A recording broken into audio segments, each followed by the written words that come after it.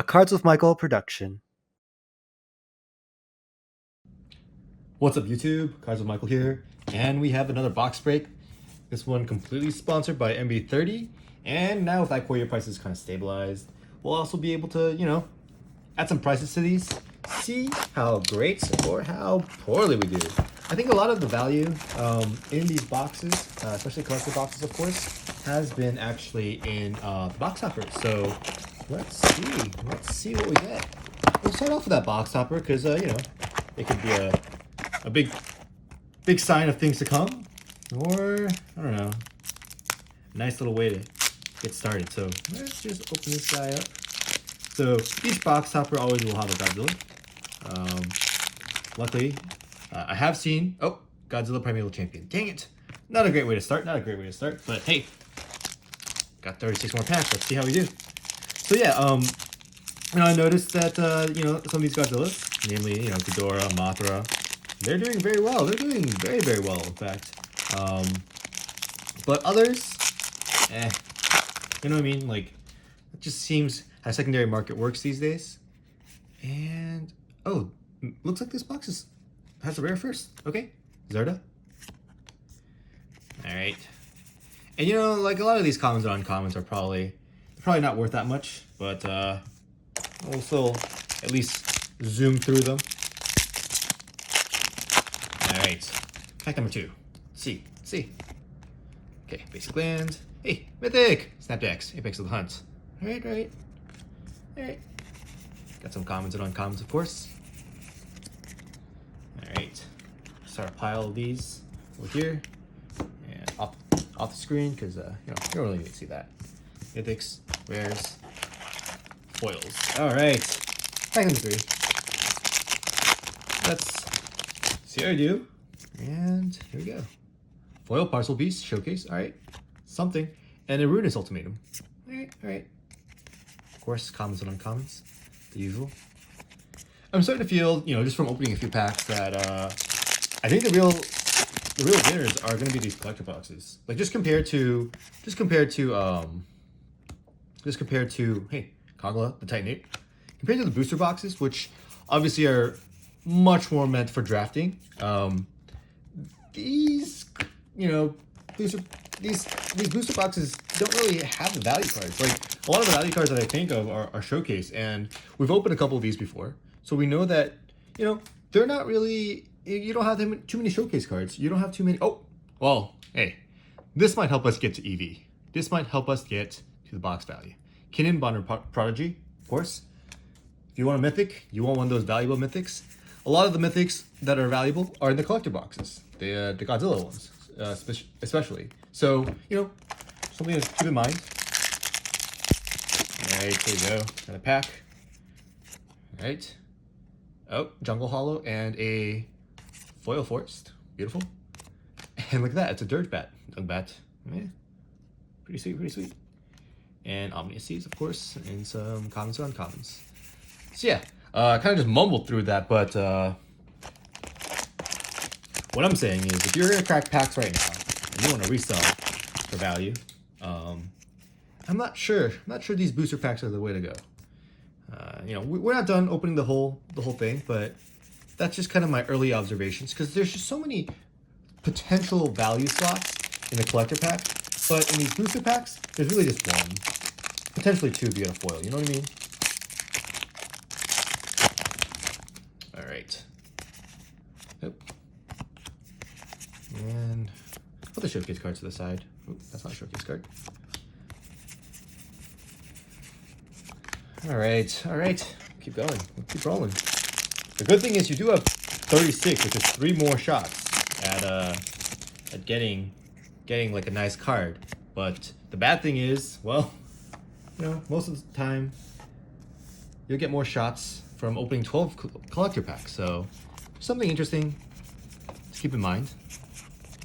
Alright. Let's keep going. So yeah, I think long-term investment wise, Ikoria booster boxes are they're not gonna be that bad. I'm just saying right now, opening them, you're not gonna get that much value. That's just the way it is. Ideally, these will be drafted, and I think they will be drafted when it's possible to draft them.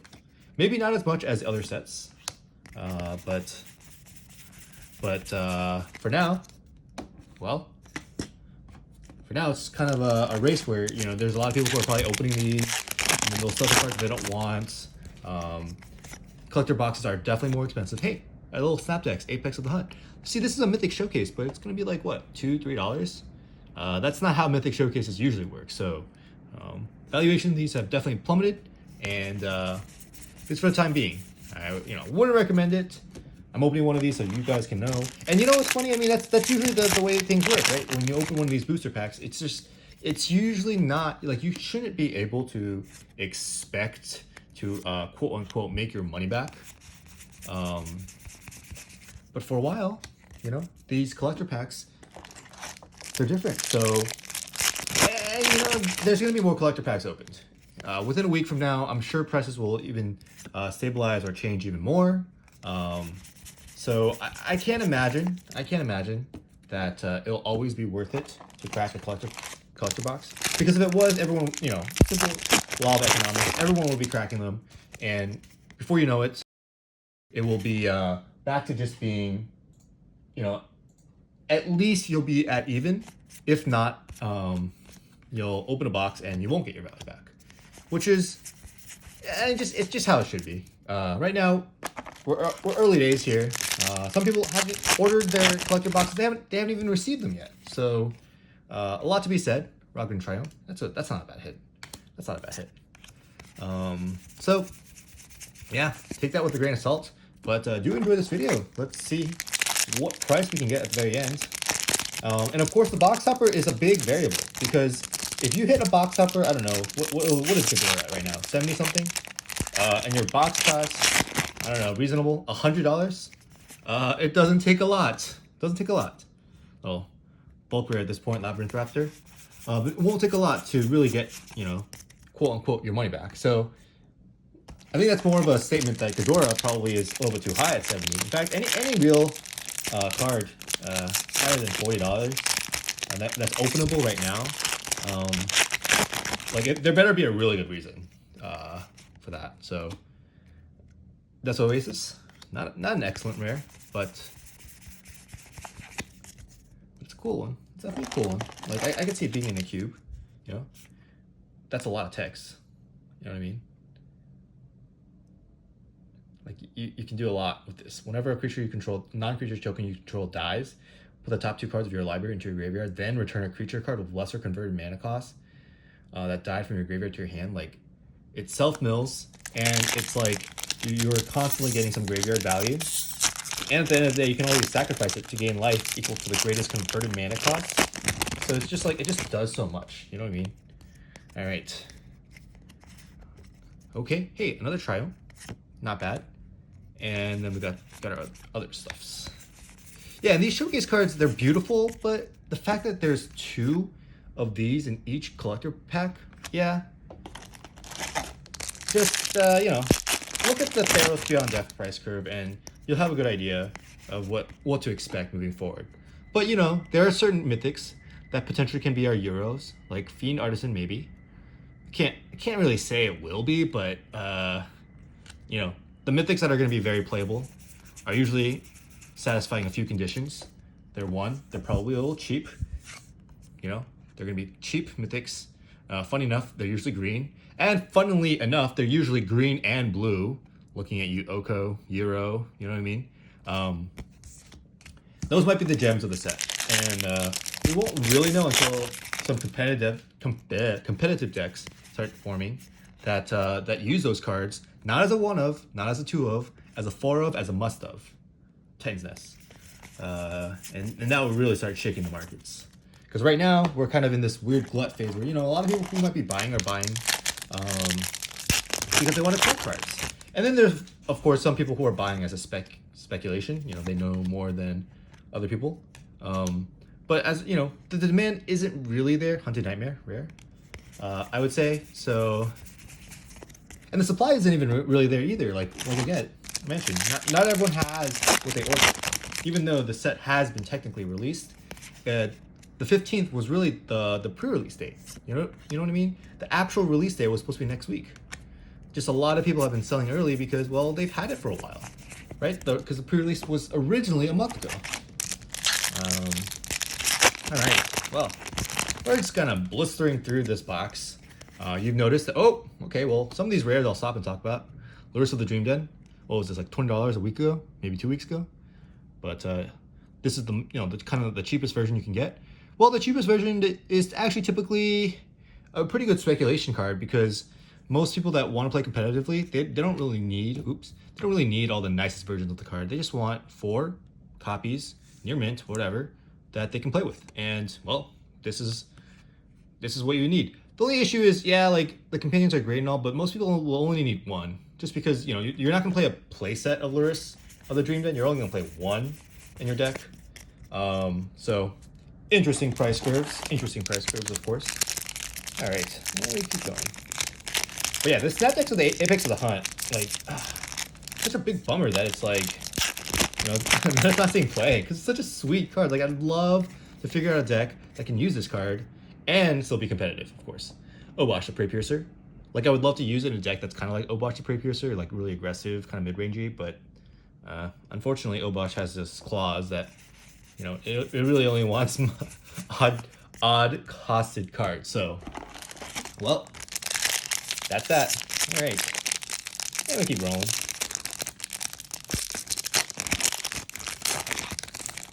But if you're able to draft right now, like if you have, foil Kahira the Orphan Guard, very nice, beautiful, beautiful. If you have the ability to draft right now, I would definitely do it. Like drafting this in paper has to be a different experience than Magic Online or MTG Arena. I'm really glad that they introduced, human drafting, but it's just not the same. You know what I mean? It's just not the same as cracking packs. Here's a Slither Wisp. All right, Polywog Symbiote, and well, we're getting through this box. I don't really know. Nothing too amazing, too exciting has been told. And that's kind of how it's been going. Like now that we've opened a bunch of collector boxes, we know it's a foiled Void Beckoner. We know that you can do so much better. Like there can be an extended art version of this. There can be an extended art foil version of this, and it's just little, like, these booster packs just don't have that luster. You know what I mean? But I will say, once again, I think long term, sets that are like this, that are really fun to draft, especially sets like this that were really fun to draft, and people didn't really get to draft them in paper, I have to imagine that they carry well over the long term. But now is not the time to think about that long term. Why? Well, to put it plainly, some distributors haven't even distributed all their boxes yet. There's still a lot of supply out there that has not gotten to people that want it, people that want to crack it. And so, in fact, some of that supply might not go. I mean, maybe people are watching this video, they don't want to buy a booster box. I'm not saying you shouldn't. I'm saying keep that in mind. If you're buying to draft, please do it. If you're buying to resell cards, hey, a foil Luna Apex of Wishes. That's a beautiful one. That's the first time I've ever opened one of foil like this, mythic pack foil. All right. And of course we get another rare, a Kruga, the Macro Sage. If you're opening to, get value, resell cards, which is, in the olden days, people would do that all the time. They would open these booster packs in the first day, first 24 hours, first 48 hours, big retailers, of course, Channel Fireball, whatever, of course they do that. And they can earn a lot of money off of these commons and uncommons that are like 20 cents, 10 cents, because they have really, really operationalized models of being able to, have a whole team. They have like a Kraken party and like a whole team sort these, list these, a lot of being venture, and then fulfill these once they're sold. And they have a great website with a great reputation, and they can charge, like, instead of whatever TCG says 7 cents on this card, but they'll charge 25 cents on a common or an uncommon. And to you as a consumer, it's really no big difference.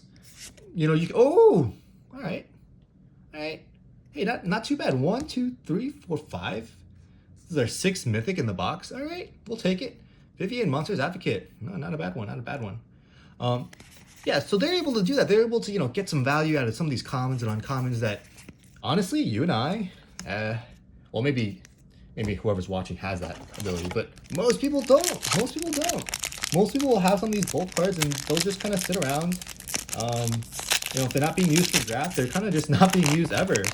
You might donate them to like a local nonprofit, which oh, hey, not an unwelcome surprise.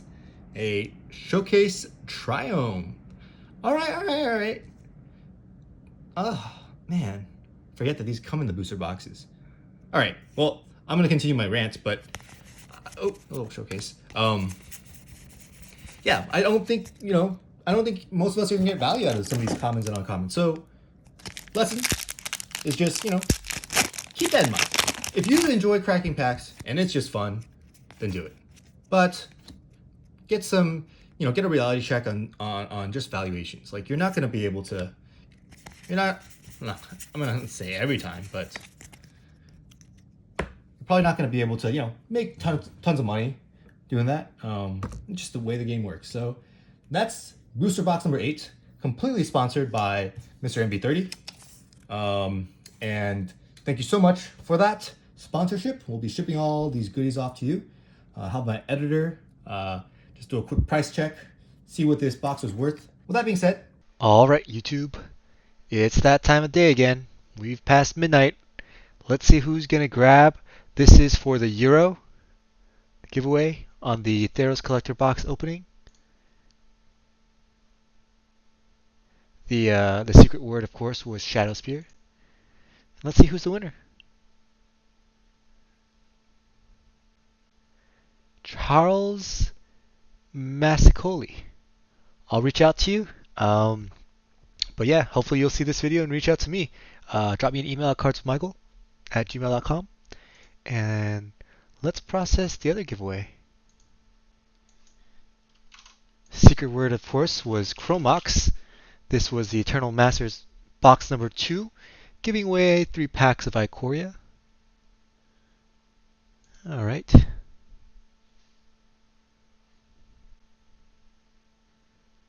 Michael Mulars, you're the winner. Congratulations, our giveaway winners, and stay tuned for the 2 other giveaways that will be ending on Tuesday. booster box number 8. Hope you guys enjoyed. Stay tuned for the next one.